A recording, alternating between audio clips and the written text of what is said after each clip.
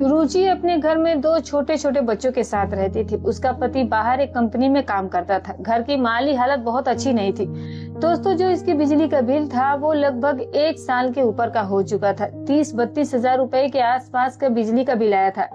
एक दिन जो वहाँ के पावर हाउस के जेई वगैरह होते हैं, जो 2-4 लाइनमैन होते हैं, वो कुछ लोगों के साथ उसके घर पर पहुंचते हैं और उसका केबल काटने लगते हैं।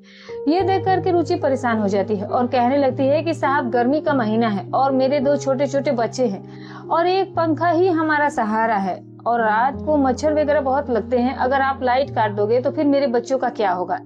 जेई साहब थोड़े कड़क मिजाज के इंसान होते हैं। वो घुराते हुए कहते हैं कि बिजली का बिल क्यों बाकी रखा है, कोई तुम्हारे बाप की पपौती तो नहीं है। बिजली का बिल भरो और बिजली का इस्तेमाल करो। दोस्तों, लाइट काटने के बाद जेई साहब जो है वो रुचि से कहते हैं कि ये मेरा नंबर है और मेरा फोन नंबर ले लो और मुझे फोन करके चली आना मेरे ऑफिस पर। वहाँ पर जो कुछ होगा इसमें मैं कुछ बिजली में गुंजाइश करा दूंगा, कुछ कम करवा दूंगा। उसको वो थोड़ा सा राहत मिलती है और फिर वो अपने पति से बात करती है। उसका पति कहता है कि कुछ पैसे तो मेरे पास है, ऐसा करो कि ले लो, अगर जेई साहब ने बुलाया है तो तुम चली जाओ। दोस्तों, पैसा उसके पास जब आता है 2 दिनों के बाद तो फिर जेई साहब को वो फोन करती है। तो जेई साहब कहते हैं कि ऐसा करिए कि कल 3-4 बजे के आसपास मेरे आवास पर आ जाइए, क्योंकि सुबह में मैं फील्ड में रहता हूँ तो मिल नहीं पाऊंगा। और शाम को दोस्तों वो जेई साहब के आवास पर पहुंचती है और जेई साहब उसे अपने आवास के अंदर बुलाते हैं। बड़े सम्मान के साथ उसको चाय नाश्ता वगैरह सब कुछ जो कुछ होता है वो उसके लिए पूछते हैं, चाय पानी भी करवाते हैं। और फिर उसके बाद दोस्तों बिजली के बिल के एवज में उससे जो वो डिमांड करते हैं, ये सुन करके आप दंग रह जाएंगे। आइए दोस्तों, आपको बताती हूँ कि पूरी घटना में हुआ क्या था। लेकिन उससे पहले जो नए दर्शक है जिन्होंने चैनल को सब्सक्राइब नहीं किया तो चैनल को सब्सक्राइब कर लीजिएगा। वीडियो कहाँ से देख रहे हैं ये भी कमेंट करके जरूर बताइएगा। और हाँ दोस्तों, पिछली वीडियो पर जिन्होंने कमेंट किया था उनकी लिस्ट हमारे पास है। तो वीडियो के आखिरी में आप सभी का प्यारा नाम जरूर लूंगी। तो देर न करते हुए चलिए कहानी की शुरुआत करते हैं। नमस्कार दोस्तों, स्वागत है आपका हमारे यूट्यूब चैनल में। दोस्तों, आज की सच्ची घटना जो है वो उत्तर प्रदेश का झांसी जिला, यहीं पर रहने वाली एक महिला जिसका नाम रुचि था। उम्र लगभग 30-32 साल के आसपास रही होगी। 2 छोटे छोटे बच्चे होते हैं। उसके पति जिसका नाम नीरज होता है वो दिल्ली में एक सिक्योरिटी गार्ड की नौकरी करता था। 12-15 हजार रुपए उनकी सैलरी होती है। घर पर बच्चे थे। घर की माली हालत जो थी वो ठीक नहीं थी, लेकिन जो रुचि थी वो दिखने में ठीक ठाक थी। ना तो बहुत ज्यादा सुंदर थी और ना ही वो खराब थी। दोस्तों, बिजली का जो बिल आया था वो उसका बहुत दिनों का बकाया था। लगभग 1 साल के ऊपर का बिल आ चुका था। 30-32 हजार रुपए के आसपास का बिजली का बिल आया था। क्लोजिंग का महीना चल रहा होता है और बिजनेस टीम जो होती है, वो जो बिजली के जो जेई वगैरह होते हैं, जो विभाग के होते हैं, वो सभी लोग गांव में दौड़ दौड़ करके लोगों के ऊपर दबाव बना रहे थे कि किसी तरीके से बिजली का बिल जमा कर दिया जाए। इससे पहले 2-3 बार गाँव में आए थे, रुचि के भी घर गए हुए थे। बार बार उससे कह रहे थे कि आपकी बिजली का बिल बढ़ता जा रहा है, छूट भी जाएगा, चाहो तो जमा करा दो। लेकिन पैसे ना होने की वजह से उस छूट में वो बिजली का बिल नहीं जमा करा पाती है और छूट का भी खत्म हो जाती है। और फिर से अचानक एक दिन जेई आते हैं और जिनका नाम महेश होता है। दोस्तों, वो मूल रूप से मुरादाबाद के रहने वाले थे। दोस्तों, महेश जो होते हैं वो फिर रुचि के घर पर पहुंचते हैं और फिर कहते हैं कि देखो, तुम्हारा बिजली का बिल बढ़ता जा रहा है और मजबूरन में मुझे लाइन काटनी पड़ेगी। ये सुनकर के रुचि जो है वो हाथ पैर जोड़ने लगती है। कहती है कि साहब, मैं बहुत गरीब हूँ। मेरे पति जो है वो 12-15 हजार की नौकरी करते हैं। 6-7 हजार रुपए खाने में ही चला जाता है। 2 छोटे छोटे बच्चे भी हैं। एक बच्चा जो है वो स्कूल भी जाता है, उसकी फीस वगैरह भी भरनी पड़ती है और घर में जो खर्चे हैं उसके पैसे जो है वो हमें बच ही नहीं पाते हैं। मुझे अब थोड़ा समय दीजिए, मैं थोड़ा थोड़ा करके बिजली का बिल जो है वो पूरी तरीके से चुका दूंगी। दोस्तों, महेश कुमार कहते हैं कि आए हुए 6 महीने मुझे हो गया है और मैं 6 महीने से तुम्हें लगातार मैं ये बता रहा हूँ कि कब छूट आ रही है और कब क्या हो रहा है, और तुम हो कि इन सब चीजों पर ध्यान ही नहीं देती हो। उस समय महेश को काफी ज्यादा गुस्सा आ गया था, क्योंकि उनके पास पूरी पावर भी थी। वर्तमान में वो जेई थे। लाइनमैन वो लेकर के आए थे। लाइनमैन से कहते हैं कि इनका कनेक्शन जो है वो काट दो, इनका तार काट दो। तो लाइनमैन जो है वो खंबे पर चढ़ जाता है और फिर तार काट करके नीचे गिरा देता है। जेई साहब जो है वो रुचि से कहते हैं कि देखो, अब तुम्हारी लाइट कट गई है और जल्द से जल्द बिजली का प्रबंध करो, और जब बिल भरोगी तभी तुम्हारी लाइन जुड़ेगी, बस से उससे पहले नहीं जुड़ोगी। दोस्तों, उस समय गर्मी का महीना होता है। रात को बच्चे थे, छोटे थे, उन्हें मच्छर काटते थे, गर्मी लगती थी। रुचि जो थी, जब उसकी लाइट कट जाती है तो वो काफी ज्यादा परेशान हो जाती है। वो जेई सामने के सामने हाथ जोड़ करके गिड़गिड़ा रही थी।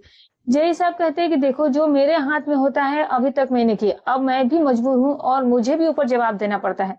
अब दोस्तों जेई साहब जाते जाते उसे अपना नंबर दे जाते हैं और कहते हैं कि ये मेरा नंबर ले लो, अगर तुम्हारे पास कुछ रकम की व्यवस्था हो जाए तो फिर तुम मेरे आवास पर चली आना या फिर मुझे फोन कर देना, मैं जैसा बन पड़ेगा वैसा करूंगा, तुम्हें मैं कुछ छूट भी दिलवा दूंगा, कुछ पैसे की भी मुरव्वत करा दूंगा। रुचि को भी लगा कि चलो ठीक है, जहाँ इतना ज्यादा अगर उसमें कुछ छूट मिल जाएगी तो ज्यादा बेहतर है। रुचि जो है वो अपने पति नीरज को फोन करती है और बताती है कि बिजली विभाग वाले आए थे और कनेक्शन काट करके चले गए, 32,000 रुपए के आसपास बिजली बिल है। नीरज कहता है कि यार पैसे तो मेरे पास अभी है नहीं, थोड़े बहुत 2-4 हजार रुपए हैं, कहो तो वही मैं भेज देता हूँ। रुचि कहती है कि इसमें क्या होगा, 32,000 का बिजली बिल आया है, 2-4 रुपए उससे क्या काम चलेगा, अगर ऐसा ही होता तो मैं किसी से ले देकर जमा कर देती। मैं बार बार कह रही थी कि बिजली का बिल हर महीना कम से कम देते जाओ, और बिजली का बिल इतना आ जाता था कि कभी 400, कभी 500, कभी 800, जबकि सिर्फ बल्ब जलती थी। दोस्तों वो काफी परेशान थे, उसके पास कोई रास्ता नहीं था। जो महेश जेई थे उनसे वो सारी परेशानियां जो है जो रुचि वो सब कुछ बताई थी। छूट के नाम पर उसे आश्वासन देते हैं, कहते हैं कि ठीक है तुम आना, मैं तुम्हारी छूट जो है वो कुछ ना कुछ हद तक करवा दूंगा। दोस्तों नीरज जो था वो पैसे लगा देता है रुचि के खाते में और कहता है कि जाकर के पैसे निकालो। रुचि जाती है और पैसे गांव का एक जन सुविधा केंद्र होता है वहां पर अंगूठा लगा करके वो पैसे निकालते हैं। और फिर अगले दिन वो जेई को फोन करती है और कहती है कि साहब मेरे पास कुछ पैसों का इंतजाम हुआ है, मैं सोच रही थी कि बिजली का बिल जमा कर दूं और साथ ही साथ मेरा कनेक्शन भी आप लोग जुड़वा दें। दोस्तों रुचि जो थी वो इतना बिजली के बारे में जानती नहीं थी कि बिजली विभाग में कैसे क्या होता है। जेई साहब उसे कहते हैं कि सुबह मैं फील्ड में रहूंगा तो तुम ऐसा करो कि शाम को आ जाना, पावर हाउस के बगल में ही मेरा आवास है, वहीं पर मैं रहता हूँ, किसी से मेरा नाम पूछ लेना, सभी लोग तुम्हें बता देंगे। दोस्तों रुचि जो है वो पावर हाउस पहुंचते हुए लगभग 3-4 बजे के आसपास। वहां पर महेश कुमार का जब नाम पूछती है तो कोई उसे इशारा बताते हैं कि वो जो सामने बिल्डिंग दिख रही है वो उसी में महेश कुमार रहते हैं। रुचि वहां पहुंचती है, महेश कुमार वहां अकेले थे, ड्यूटी पर से वो आए ही थे, कपड़े वगैरह वो अभी चेंज ही कर रहे थे, कुछ कपड़े उतारे थे और कुछ कपड़े उनके शरीर पे थे। आवाज देती है कि सर, और तभी तक वो बोल पड़ता है कि कौन आया है, तो वो कहती है कि सर मैं रुचि। तो वो कहता है कि ठीक है तुम अंदर आ जाओ, वो उसको अंदर बुला लेता है। दोस्तों अंदर बुलाने के बाद जो महेश कुमार था वो कपड़े वगैरह चेंज करता है, क्योंकि वो भी अभी ड्यूटी से आया था, चाय रखा हुआ बनाता है और फिर दोनों बैठ करके चाय पीते हैं। और रुचि से कहता है कि कितने पैसे लेकर आई हो, तो रुचि कहती है कि साहब मेरे पास कुल मिलाकर के 6-7 हजार रुपए हैं, कुछ पति ने भेजा था और कुछ मैंने बचा करके रखा हुआ था, मेरे पास फिलहाल अभी इतने ही पैसे हैं और मैं पूरा बिजली का बिल तो अभी नहीं भर सकती हूँ, मेरे पास अभी बहुत सारी समस्याएं हैं, मेरे बच्चे हैं, अगर बच्चे बीमार हो गए तो मैं इलाज कैसे कराऊंगी। तो महेश कुमार कहता है कि चलो ठीक है फिर मैं कुछ देखता हूँ। किसी को वो फोन मिलाता है और कहता है कि फला फला कनेक्शन की संख्या देखो, कुछ छूट है कि नहीं है। दोस्तों बात होती है और बात होने के बाद पता चलता है कि छूट के नाम पर जो है वो उसे 2-4 हजार रुपए की छूट उसे मिल रही थी। महेश कहता है कि तुम्हें 28,000 रुपए के आसपास जमा करना पड़ेगा। रुचि कहती है कि साहब इतने पैसे तो मैं फिलहाल जमा नहीं कर पाऊंगी और मेरे बच्चे हैं कि रात को उन्हें मच्छर काटते हैं, गर्मी भी बहुत ज्यादा लगती है, मैं इन सब चीजों से बहुत परेशान हूँ। महेश के अंदर ना तो कोई उसील था ना ही कोई संकोच था, तो वो कहता है कि देखो बिजली का इस्तेमाल किया है तो बिल तो देना ही पड़ेगा। तो रुचि कहती है कि साहब देख लीजिए अगर किसी तरीके से हो जाए, वो बेबस और लाचार थी।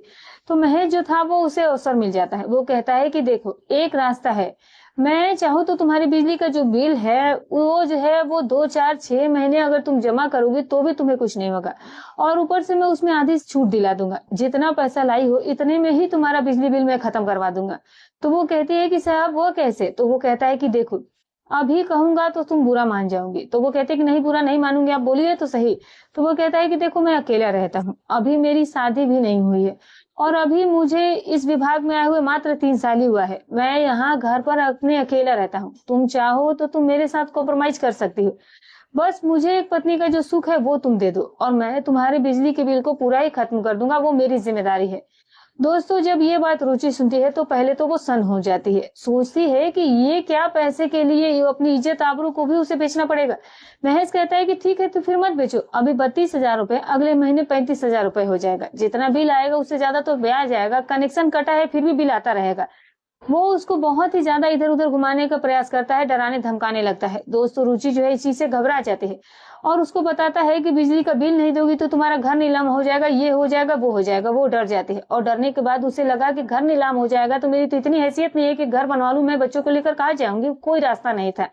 तो फिर दोस्तों वो पूरी तरीके से डर जाती है और टूट जाती है। अब उसके दिमाग में महेश के द्वारा कही गई बातें ही घूमने लगती है, सोचती है कि अगर एक बार से सब कुछ निपट जाएगा तो फिर क्या बुराई है। उसको दुनिया और संसार के बारे में पता ही नहीं था कि इसके आगे भी कोई रास्ता है।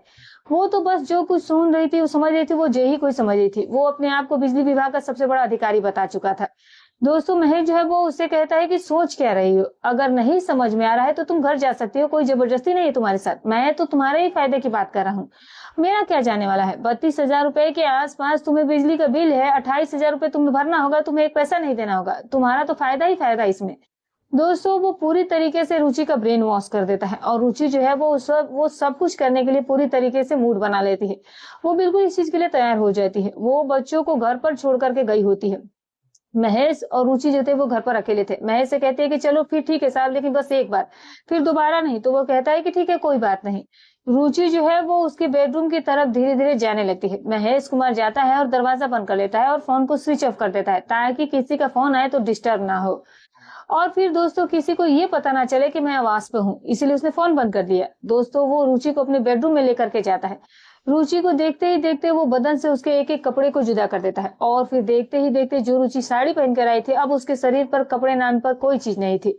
वो इतना ज्यादा भूखा था कि फिर उसके ऊपर वो टूट ही पड़ता है और फिर रुचि के साथ वो गलत रिश्ते बनाने शुरू कर देता है। दोस्तों घंटों तक ये खेल जो था वो चल रहा था। रुचि जो थी वो भी बेबस थी, लाचार थी, उसके पास कोई रास्ता नहीं था। वो तो बिजली का किस्त चुका रही थी, बिल भर रही होती है।